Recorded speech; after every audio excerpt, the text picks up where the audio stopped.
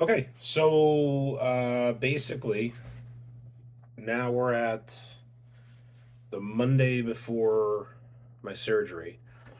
Been on my liquid diet for a week. Um, Started last Monday. It's been essentially four protein shakes a day, all following the instructions on the back. A cup of milk and then a scoop of the protein shake.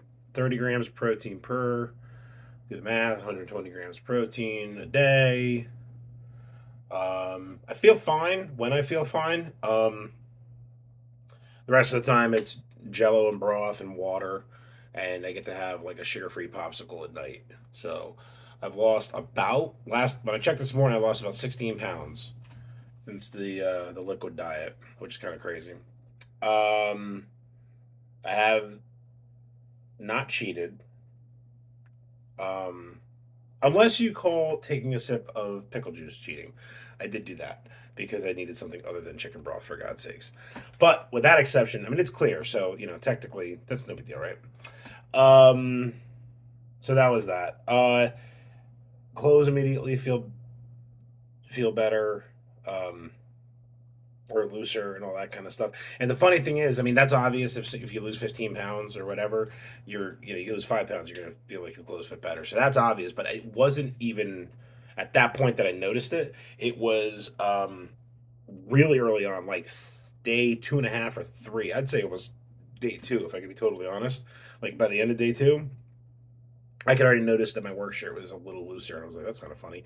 And then Rebecca mentioned, or she brought it to my attention. She said, "Well, think about it. You're detoxing at the same time that you're doing this. Like I haven't had any sugar at all. Whatever. I mean, I suppose there's probably sugar in the shake. There's I don't maybe there is. I don't even know. I got to be honest with you. I don't think there is. I think it might be 2 grams per serving. Like it's really not a lot. Um, Something like that. It's small. It's not a lot. Um, but so outside of that, I haven't had any. So she was like, that the inflammation that happens with sugar, it's a part that a lot of people don't really realize. And I've actually for years and years and years. Not that this was ever about losing weight, this surgery or anything like that, but as a heavy person, you try to lose weight, try to be healthier. You're going to do some research, and over the years, you find out sugar is poison, man. It is poison, and it is in everything, and that's unfortunate. So, for years now, the family and I have done what we can to try our best to mitigate it, and make things at home that we can. And a lot of people do that. We eat a lot of like whole foods, stuff like that, vegetables.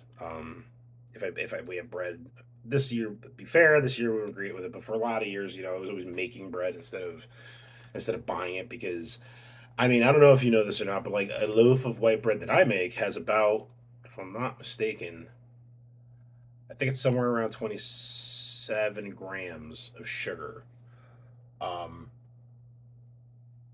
which comes off as probably somewhere around a tablespoon or something like that. I don't know. I'm not really good at it's a fair amount, but it's a whole loaf of bread. So like by the time you have your slice, like what do you really get? It sweetens throughout. I'm sure that your Wonder Bread that you get from the store has way more than that. I'm sure your freaking Pepperidge Farm whole grain, multi-grain, out the butthole bread probably has a ridiculous amount of sugar in it too. But the point is, we've always done our best to try to like not try to allow as little uncontrolled sugar and stuff like that as we can into the house. We do our best. So anyway, so that was something I had kind of noticed immediately. Um, I did have a couple days where I was getting moody. I had one day actually, the second day in particular, where Rebecca's of the opinion that my iron dropped quite a bit. They didn't. I don't know if it was an oversight or maybe I missed it too. It's always possible. There's a lot of information coming at you. I don't remember them telling me to take any vitamins for the pre-op stuff. Just do the liquid diet, do the shakes, and get through it basically.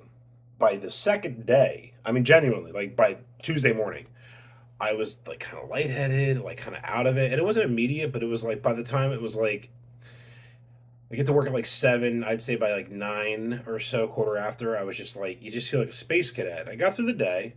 Everything was fine, sort of. You just felt, I was just like, well, I guess, maybe it was just probably the detox. Like, just thinking about it. And then she looks at me and she starts staring at like, we still had some of the broth and stuff like that um, out on the table. It hadn't been put away yet. And she's looking at it. She's like, there's absolutely no iron in any of this. Like the protein shake, nothing. She's like, you're probably anemic right now. And I was like, oh, what? Never didn't even occur to me. So she runs out to CVS. She drops probably $70 on all kinds of like over the counter vitamins, which they say, depending on what source you want to follow, because there are plenty, the over the counter vitamins are really not what you want to use for this sort of thing. I don't know. I felt better immediately. Um, they recommend so the only one that they really recommended by like name, believe it or not, was Flintstones Chewables as like kind of a multivitamin. And you look at the back and you're like, that it's got a ridiculous amount of stuff in it. So yeah, inside of 15 minutes of taking that, I immediately started feeling better. And whatever it was, whether it was iron or something else, I was definitely lacking in it. Um, so there was that, and then the next day, I was agitated. It's hard. You're not. And it was nothing about. The funny thing was, it was never about literally like, oh, I can't have that. They're having like chicken and noodles one night for dinner or something like that. Or really, it was leftovers. They had leftovers in the fridge from stuff I had made last week, and they were getting through that. It was never about like, oh man, I really wish I could have that mac and cheese. Oh man, I really wish I could have that whatever. It wasn't that. I was just hungry. I was just hungry. Like just like not enough was getting into my system.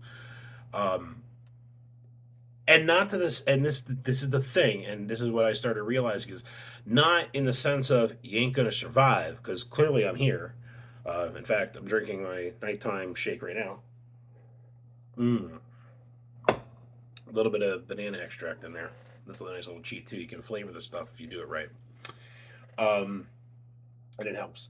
So, um, yeah, it was never about like I've never had a craving for like whatever whoever was eating in front of me. Nothing like that. But just the idea of like I'm not I'm not feeling satisfied. That kind of went away. I'd say more or less by Thursday. There's moments like you have moments in your day. You just got to push through it, where you're just like you don't even really care. You're just like I wish I could have something. It is what it is. I mean, it's 10 days total. That's a lot. Anyone that mentioned to, they're like, really? I'm like, they totally 10 days. Boom.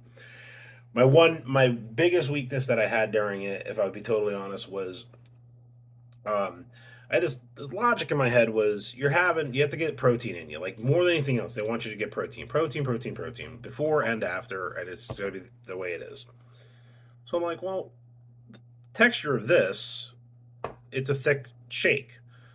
The way I make scrambled eggs, I kind of make them in that like Gordon Ramsay custardy sort of way. I'm like, if I don't put cheese in it, if I don't use butter, like I just make them and I just, 2 eggs or maybe one if I had to. And like, could I just have that? I was trying to reason with it and whatever. And the wife, in her infinite wisdom, pushed back on it. And we actually got into a little bit of a fight over it. But she was right. She was 100% right. And that's important. The biggest thing that I bet with all this is the support group. And Rebecca's been amazing. So is Abby. Honestly, everybody's been awesome. Um, you know, um, People at work, my mother, she's been there. Doug, everyone's been great. Um, so I'm like, well, she finally gave up, and she's just like, just ask your doctor. If the doctor says it's okay, then you can do it. Fine. I sent them a message. They totally didn't respond. Because why would they? Because they don't want me to. Fast forward to Sunday, and my sister in law is over, and she had similar procedure done at some point, and she goes to me. She was like, "Well, it's probably you're right, but she's like, it's not about that. It's they want your body empty. They want your stomach empty, and it's because of infection, because of sepsis or whatever." And I was like, "Okay." Like, and I heard that, and I was like, that's a like if they would have said at any of my meetings or my appointments. That's a weird noise. If they would have said at any of my appointments, like, you can't, and it's for this reason, I'm very much like that. Like, I kind of have to know why in a way. Um, like the protein thing is because it's going to help my healing. Like, that makes sense to me.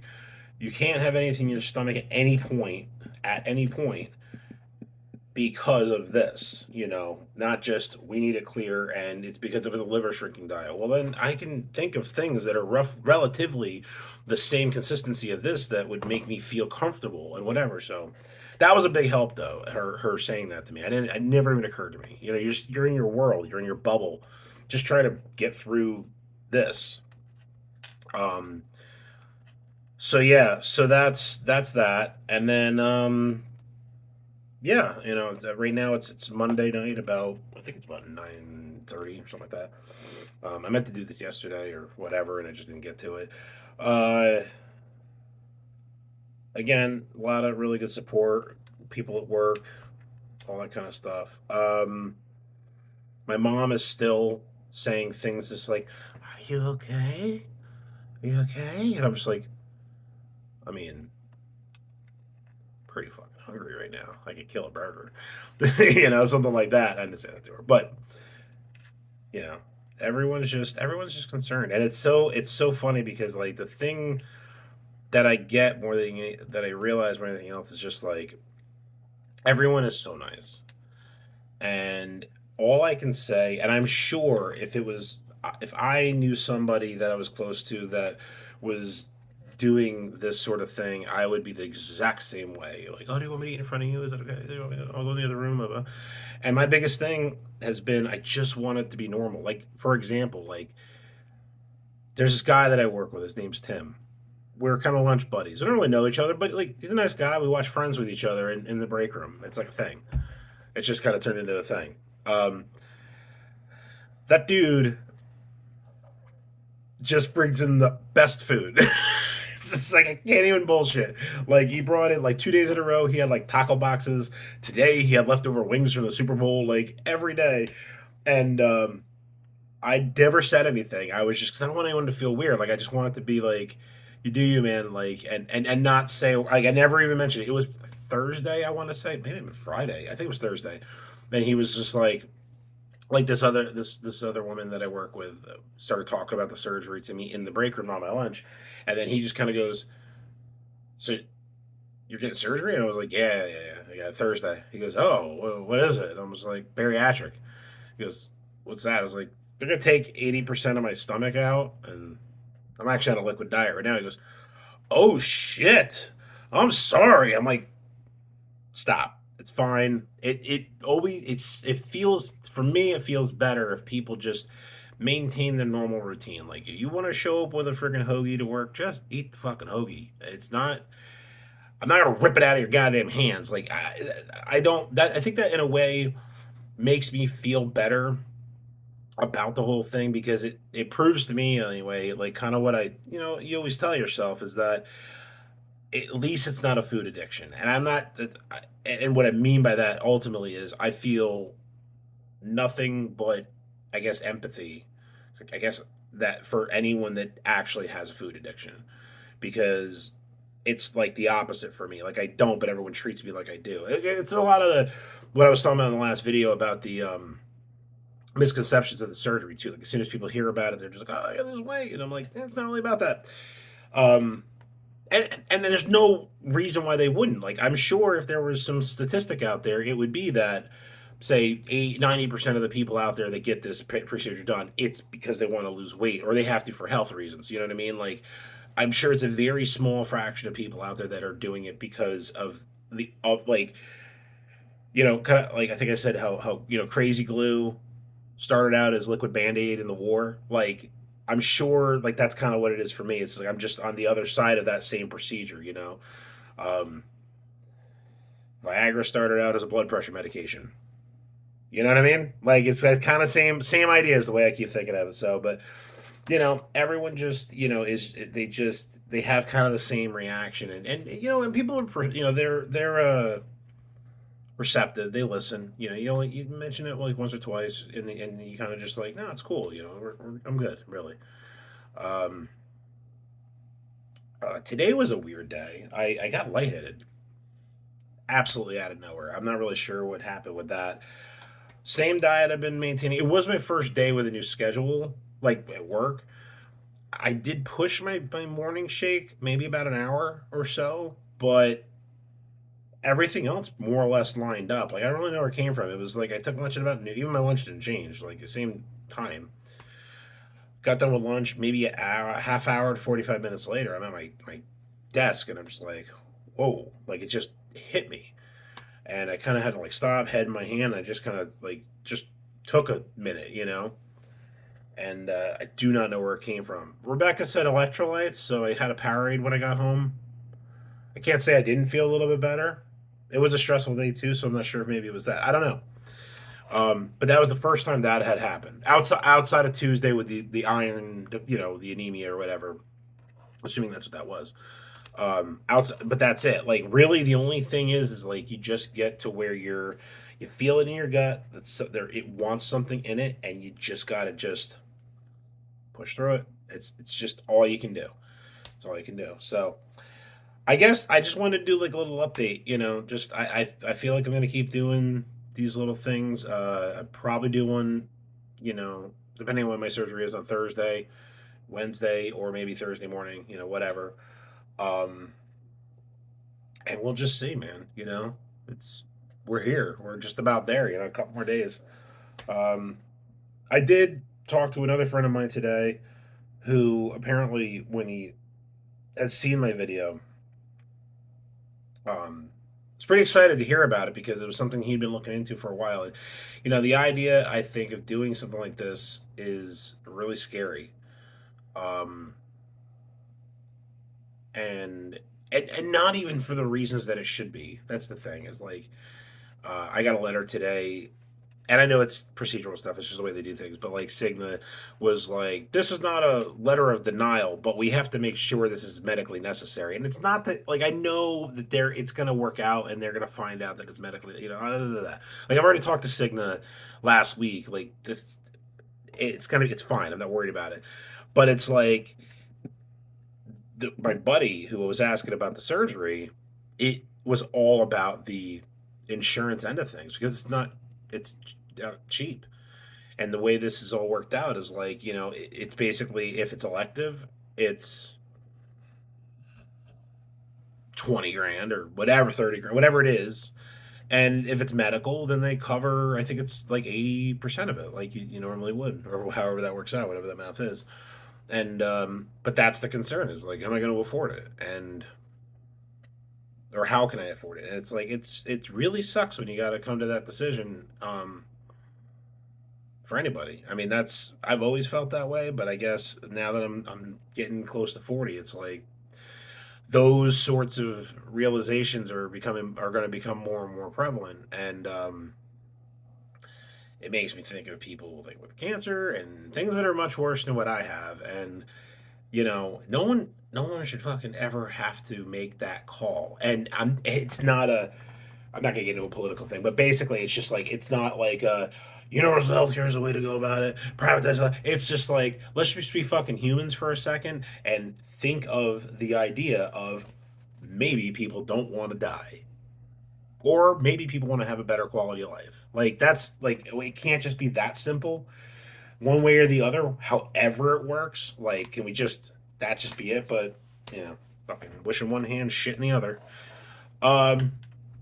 Anyway, reach out if anyone's got any questions about anything. I don't know how informative this one was. I got a lot of really good feedback from the last video.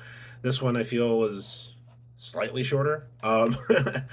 Um, but yeah, if anyone's got any questions, like I said, the vitamin thing, huge. If you're going through with this, just fucking start taking the vitamins during the liquid diet. I cannot stress that enough.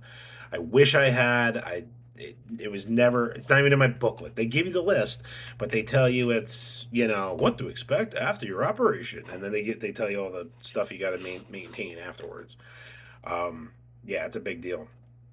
And so, yeah, any questions, leave a comment and all that kind of good stuff. Appreciate everyone's support and thank you for watching. I hope you stuck around to the end, and, you know, you'll see me on the next one.